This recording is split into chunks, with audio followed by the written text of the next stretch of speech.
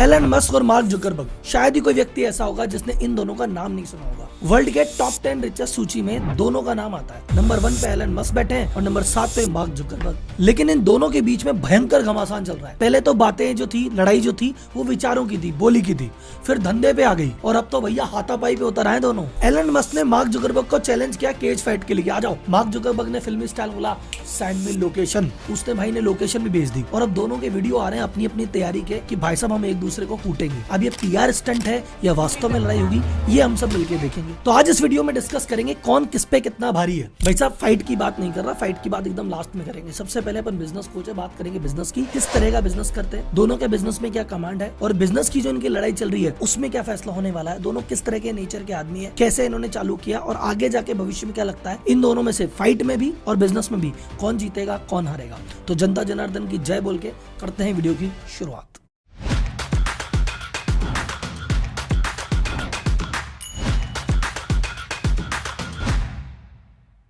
सबसे पहले बात करते हैं इनकी नेटवर्थ की, कौन कितना पैसे वाला है। एलन मस्क की बात करें तो 250 बिलियन की नेटवर्थ लेके नंबर 1 की पोस्ट पे विराजमान है। वैसे ऊपर नीचे भाई साहब होते रहते हैं, लेकिन आगे आने वाला समय इनके लिए काफी एक्साइटिंग होने वाला है। ये वापस नीचे ही चले जाएंगे, ये वीडियो के लास्ट में डिस्कस करेंगे। अब बात करते हैं मार्क भैया की। इनकी नेटवर्थ करंट में 109 बिलियन है, एलन मस्क के आधे से भी थोड़ी सी कम, लेकिन बीच में बहुत कम थी, फिर अब थोड़ी बहुत ऊपर उठी है, लेकिन आगे जाके और ऊपर जाएंगे या और नीचे जाएंगे, ये वीडियो के कंक्लूजन रिमार्क में आपको बताऊंगा। या जब कंपनियों का डिस्कशन करूंगा आपको अपने आप समझ में आ जाएगा भैया किसके दिनमान अच्छे जाने वाले हैं और कौन भैया डूबने वाला है। अब बात करते हैं कंपनी में, किसके पास कितनी कंपनियां हैं, किसके पास किस तरह का काम है। तो कंपनी की बात करें तो एलन मस्क के पास भैया 6 कंपनियों में करंटली इन्वॉल्व है, 2 कंपनी इसके पहले बना के बेच चुके हैं। अब आप ये जानना चाहेंगे अरे 6 कंपनियां कौन सी है और ये 2 कंपनियां कौन सी है, तो चलो एक एक करके बता देता हूँ बहुत ही ब्रीफ में। एलन मस्क का जन्म हुआ 1971, आज की डेट में है 52 साल के, लेकिन 12 साल की उम्र में इन्होंने अपना पहला वीडियो गेम बना के $500 में बेच दिया था। लेकिन वो अभी कंपनी में काउंट नहीं होता। जो पहली सीरियस कंपनी बनाई थी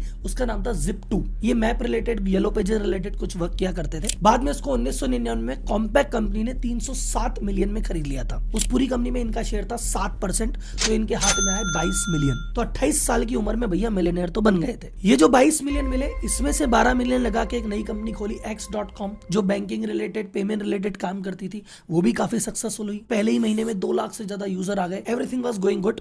लेकिन बाद में फिर इसका आगे जाके एक बड़ी कंपनी से मर्जर हो गया और बाद में मर्ज एंटिटी का नाम पड़ा पेपाल, और सन 2002 में इस पेपाल को भी 1.5 बिलियन में खरीद लिया ईबे ने। उस समय इनके पास कंपनी के थे 11% शेयर, तो इनके हाथ में आए $175 मिलियन। और 2002 में इसी पैसे के साथ इन्होंने बनाई स्पेसएक्स कंपनी, जो कि अंतरिक्ष में रॉकेट भेजती है और लॉजिस्टिक कंपनी का काम करती है कि नासा को कोई इक्विपमेंट ऊपर पहुंचाना है अंतरिक्ष में, तो बेसिकली मान लो अंतरिक्ष के लिए कुरियर सर्विस चालू कर दी इन्होंने। 2004 में टेस्ला नाम की एक कंपनी में इन्होंने इन्वेस्ट किया। इसका सीईओ कोई और था, फाउंडर कोई और था, लेकिन धीरे धीरे 2008 आते आते इंटरनल हुए डिस्प्यूट और बाद में जो मेन बंदा था उसको तो हटाया साइड में और ये बन गए कंपनी के सीईओ। और ये दूसरी कंपनी जो इलेक्ट्रिक कार बनाती है, जिसकी वजह से भयंकर फेमस है। इनकी जो 250 बिलियन की नेटवर्थ है, इसमें मेजर योगदान टेस्ला का ही है और ये कंपनी इन्होंने फाउंड नहीं की थी, इन्वेस्ट करके बीच में एंट्री की है। अब ये सीरियल एंटरप्रेन्योर है, आप इसको इस बात से समझ जाइए। 99 में एक कंपनी बेची, 3 साल बाद दूसरी कंपनी बेची, उसी साल स्पेसएक्स चालू कर दी, 2 साल बाद टेस्ला में घुस गए, उसके 2 साल बाद बनाया सोलर सिटी, बोले यार सोलर रिलेटेड कंपनी में काम करेंगे, और 2016 में इसी कंपनी को टेस्ला ने खरीद लिया। फिर 7 साल थोड़ी शांति रखी टेस्ला बनाने में, इसको करने में।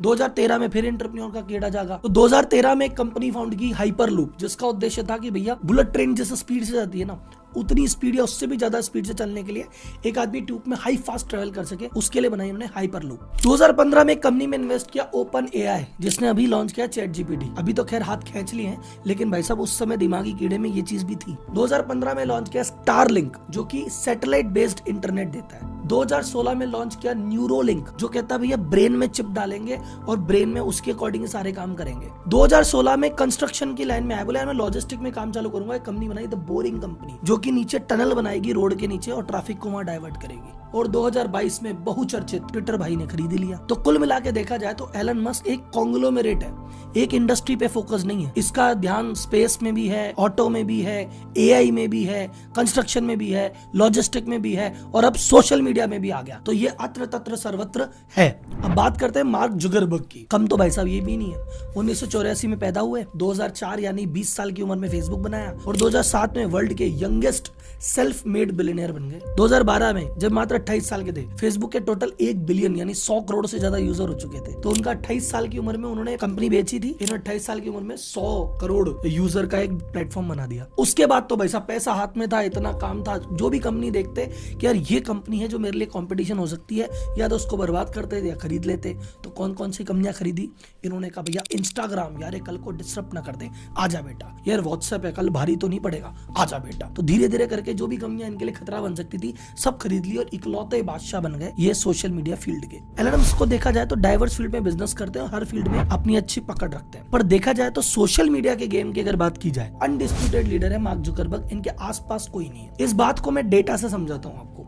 इस समय दुनिया में 100 करोड़ से ज्यादा यूजर वाली सिर्फ 7 सोशल मीडिया ऐप है, उसमें से 4 मार्क जुकरबर्ग की है। और एक बात समझाता हूं, इस समय दुनिया में 200 करोड़ से ज्यादा यूजर वाली सिर्फ 4 ऐप है, उसमें से 3 मार्क जुकरबर्ग की है। अब लोगों के मन में एक्साइटमेंट हो गया, राहुल जी कौन सी है, 7 के नाम बताओ पहले तो, और ये बताओ किसके कितने हैं। तो ये आपके सामने लिस्ट है, इसको गौर से देखो। फेसबुक नंबर 1 आती है 296 करोड़ यूजर्स, 2.96 बिलियन यानी 296 करोड़ यूजर। फिर आता है सेकंड पे यूट्यूब 253 करोड़ यूजर के साथ, ये इसका नहीं है। बाकी थर्ड नंबर पे आता है व्हाट्सएप 200 करोड़ इसका। फोर्थ नंबर पे आता है इंस्टाग्राम 200 करोड़ इसका। 5वें नंबर पे आता है वीचैट 131 करोड़, ये चाइना का हो गया। फिर आता है टिकटॉक 109 करोड़, ये चाइना चला गया।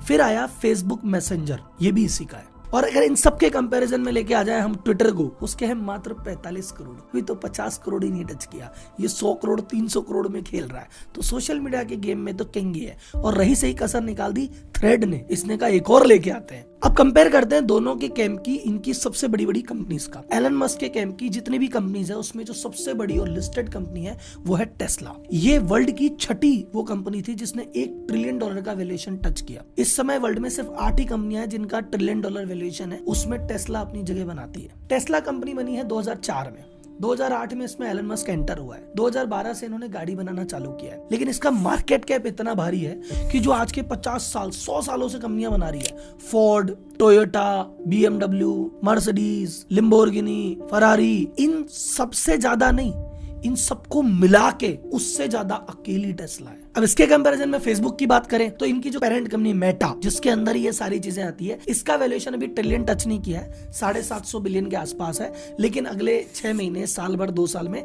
ये शायद 9वीं या 10वीं कंपनी बनेगी वर्ल्ड की जो $1 ट्रिलियन वैल्यूएशन को टच करेगी। देखो भाई लोग, अभी तो बात हुई है मार्केट कैप की कि बाजार में शेयर का भाव कितना है, और वो डिपेंड करता है जिसकी जितनी पॉपुलैरिटी, जिसपे जितनी उम्मीद है। लेकिन बात है कि धंधा कौन कर रहा है, पैसा कौन कमा रहा है। रेवेन्यू की बात करो तो रेवेन्यू में मार्क जुकरबर्ग भैया आगे रहते हैं। इन्होंने पिछले साल फेसबुक से कमाए 116 बिलियन, इंस्टाग्राम से कमाए 51 बिलियन, और व्हाट्सएप पे तो अभी 1 बिलियन में नहीं पहुंचा है, लेकिन जल्दी ही 1 बिलियन टच करने वाले हैं। तो इनकी रेवेन्यू तो भैया सॉलिड है। और इधर भाई साहब टेस्ला अभी गाड़ियां बेचना चालू किया है, जैसे तैसे 81 बिलियन तक पहुंचे। और बाकी जो बिजनेसेस हैं उनकी रेवेन्यू थोड़ी थोड़ी कम है, इतना ज्यादा ऑर्डर नहीं है उनके पास। तो मार्केट कैप के गेम में एलन मस्क आगे हैं, लेकिन रियल रेवेन्यू, रियल प्रॉफिट की बात की जाए तो भाई साहब मार्क जुकरबर्ग का दबदबा है। दबदबे से बात कहते ही कभी कभार क्या होता है, कोई प्रॉफिट अच्छा कमा रहा है, कोई सेल अच्छी कर रहा है, पर मार्केट कैप उसका हल्का है। और कई लोग हैं जिनका मार्केट कैप में दम है पर प्रॉफिट सेल कुछ है ही नहीं। शायद ऐसा ही कुछ मेरे यूट्यूब चैनल के साथ आप लोगों ने कर रखा है। तो भाई साहब अपने चैनल पे कंटेंट अच्छा है, टॉपिक अच्छे हैं, रिसर्च अच्छी है, आप लोगों के कमेंट अच्छे हैं, प्यार बहुत है, पर सब्सक्राइब नहीं करते, उसके चक्कर में मार्केट कैप गिरा रखा है। और कई ऐसे चैनल है जिनका मार्केट कैप में दिखने को तो इतने बिलियन मिलियंस हो रखे हैं, कंटेंट उधर आता नहीं है। तो भाई साहब ऐसा अन्याय भाई के साथ क्यों कर रहे हो? अगर वीडियो देख रहे हो और अभी तक चैनल सब्सक्राइब नहीं है तो कर दो, तुम्हारा कुछ नहीं जाता, तुम्हारा कुछ नहीं घाटा, लेकिन मेरा बहुत फायदा है, प्लीज डू इट। अब इनकी कंपनियों का भविष्य क्या है वो अभी नहीं बताऊंगा, नहीं तो फिर तुम वीडियो छोड़ दोगे, वो लास्ट में बताऊंगा, ठीक है। अब बात करते हैं इनकी पर्सनालिटी पे, दोनों आदमी कैसे हैं। तो सबसे पहली बात, एलन मस्क का जो परसेप्शन है कि भैया बॉर्न जीनियस आदमी है। कई लोग तो इनको कहते हैं यार ये तो एलियन है, ये तो पृथ्वी ग्रह का ही नहीं है, ये तो बाहर से मार्स से कहीं आया है, इसकी बुद्धि अलग ही चलती है, सोच अलग ही चलती है। और ये हमने देखा है कि ऐसे ऐसे थॉट, ऐसी ऐसी टेक्नोलॉजी भाई साहब लेके आए जो कोई लेके नहीं आया, ये बात तो माननी पड़ेगी। लेकिन कंट्रोवर्शियल आदमी बहुत है, मतलब इन्होंने आज तक जितनी भी कंपनी बनाई है ये हमेशा कहीं ना कहीं किसी न किसी बात पे कंट्रोवर्सी में रहते हैं। जो इन्होंने पहली कंपनी बनाई थी Zip2, उसमें इनकी लड़ाई हो गई एक फाउंडर से, उसको फाउंडर को इन्होंने हटा दिया। दूसरी कंपनी जो हुई पेपाल वाली, उसमें लड़ाई हुई, उनमें फाउंडर ने इनको हटा दिया। टेस्ला में इन्वेस्टर बने, फिर बेन जो फाउंडर था उसको ही किनारे लगा दिया। फिर एक जो रोगन के पॉडकास्ट पे गए थे, वहां पॉडकास्ट पे बैठ के भीड़ फूकने लग गए। फिर ये क्रिप्टो करेंसी को लेके अजीबोगरीब ट्वीट करते थे, जिसके चक्कर में करेंसियां बढ़ा दी, घटा दी। इंडिया में जो सेबी रोल करती है, यूएस में ऐसी से करती है, उन्होंने दुनिया भर के फाइन लगा रखे इन पे। ट्विटर के केस में आपने देख ही लिया कि रोज उल्टे सीधे बयान, आज इसको नौकरी से निकाल दिया, अब इसके पैसे लूंगा, अब उसके पैसे लूंगा, अब इसका टिकट कटाऊंगा। अगर हर सुबह रोज उठ के चाय के साथ एक कंट्रोवर्सी ना करे तो इसका नाम एलन मस्क नहीं है। लेकिन भाई साहब, दुनिया को क्या ड्रामा ही पसंद है, उठा पटक ही पसंद है, इसलिए ट्विटर पे सबसे ज्यादा फॉलोअर इन्हीं के हैं। और ऐसा नहीं कि भैया इन्होंने पैसा दिया तो मालिक है तो होंगे, नहीं, जब मालिक नहीं थे तब भी ट्विटर के सबसे मोस्ट फॉलोअर्ड सेलिब्रिटी यही थे। और बैठे बैठे एक नई कंट्रोवर्सी, आज हम मार्क जुकरबर्ग केज में लड़ाई करेंगे। अरे क्या चाहता है बाद में, मेरे को एक वीडियो बनाना पड़ गया इमरजेंसी में। दूसरी बात करें मार्क जुकरबर्ग की, शांत पर्सनैलिटी है, बहुत ज्यादा मीडिया में नहीं आता, बहुत ज्यादा बयान नहीं देता। इस चक्कर में मीडिया इनको ज्यादा पसंद भी नहीं करती, और इनकी जो इमेज है वो इस तरह की है कि भैया कोई जीनियस वीनियस नहीं है। इसने जो पहला फेसबुक बनाया था वो भी किसी का चुरा के ही बनाया था, और बाद में केस हुआ और वो बंदा जीता, कोर्ट ने माना कि हाँ यार फेसबुक का आइडिया ओरिजिनल उस आदमी का था, इसने तो चुराया है। बाद में इसको फाइन भी देना पड़ा। अब जब फेसबुक पहले ही ऑलरेडी चुरा के जैसे भी अपने पास ले लिया, टॉप पे बैठ गया, तो पैसा तो जेब में पड़ा ही है, तो नए नए स्टार्टअप को उभरने नहीं दे रहा था, और दो चार जो उभरे उनको खरीद के बैठ गया। तो ये तो कनिंग आदमी है, धूर्त आदमी है, शातिर आदमी है, इसलिए जनता इसको बहुत ज्यादा पसंद भी नहीं करती, जीनियस भी नहीं मानती, बट पैसा है जो तो है। दूसरा, कैम्ब्रिज एनालिटिका का जब केस आया था, ये कंपनीज को आपका डेटा बेच रहा है, फेसबुक में सारी डिटेल ले लेता है, आप क्या खाते हो, क्या पीते हो, क्या पसंद है, क्या नहीं पसंद, आपकी क्या सोच है, इन सब का डेटा का मिसयूज कर रहा है। इस पे दुनिया भर के आरोप लगते ही रहते हैं। अब बात करते हैं उस चीज की जिसके लिए आप ये वीडियो देख रहे हो। क्या इन दोनों के बीच में लड़ाई है तो किस बात की? क्या बैठे बैठे इसने कह दिया कि आजा केज में लड़ाई करें?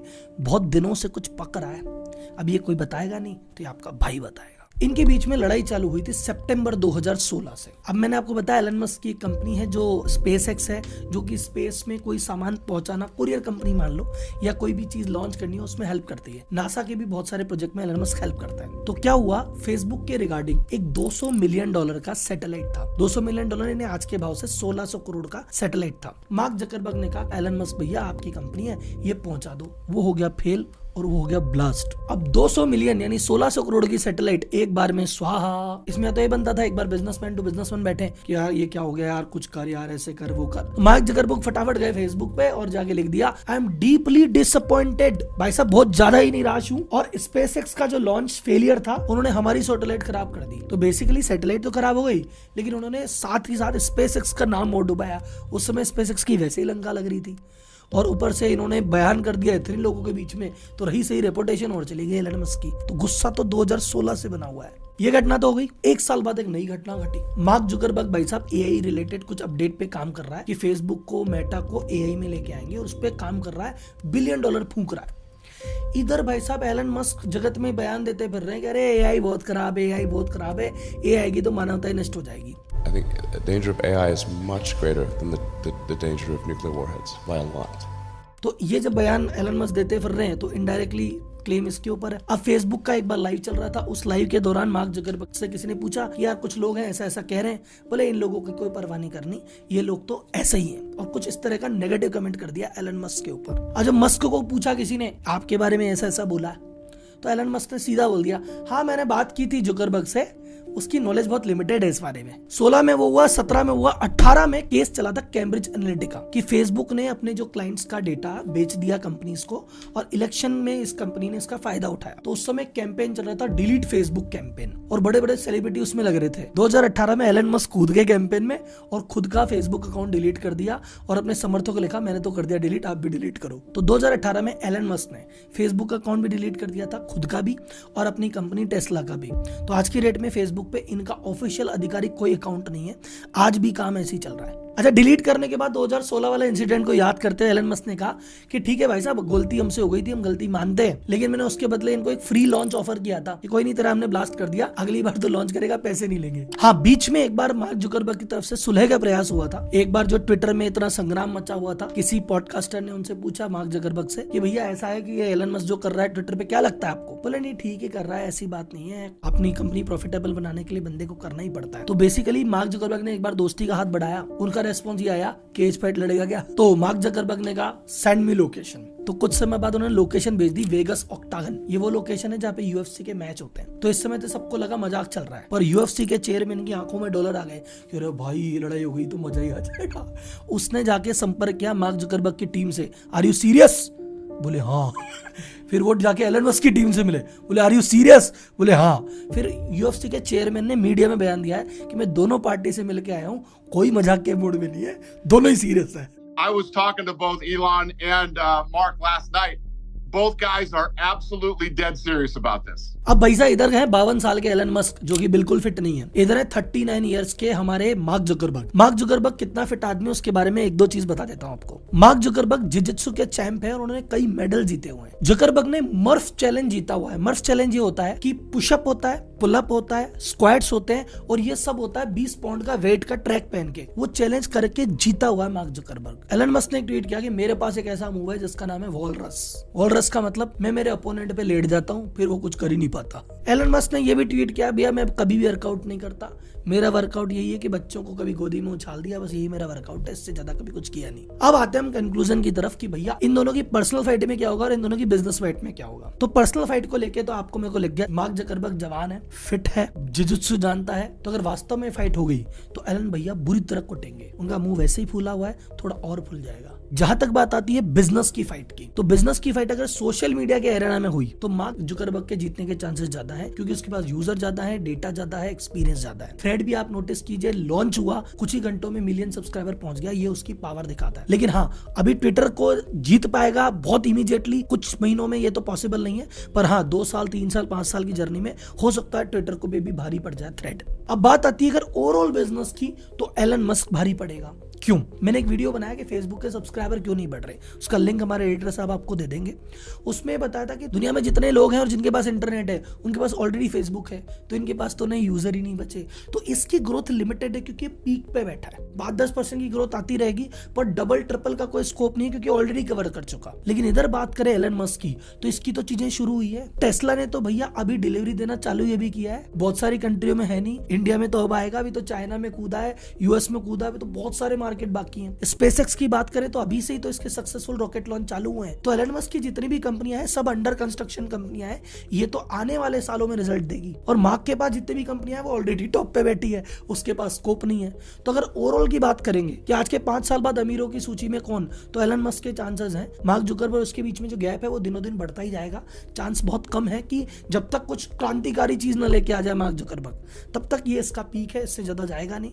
और एलन मस्क का बॉटम है, ये इससे ऊपर जाएगा ही जाएगा। तो मुझे कमेंट बॉक्स में बताइए आपको क्या लगता है, फिजिकल लड़ाई होगी तो कौन जीतेगा और बिजनेस की लड़ाई में कौन जीतेगा, और आप हो किसके साथ। मैं एक एक बंदे का कमेंट खुद पढ़ूंगा और लाइक करूंगा, बताना मुझे।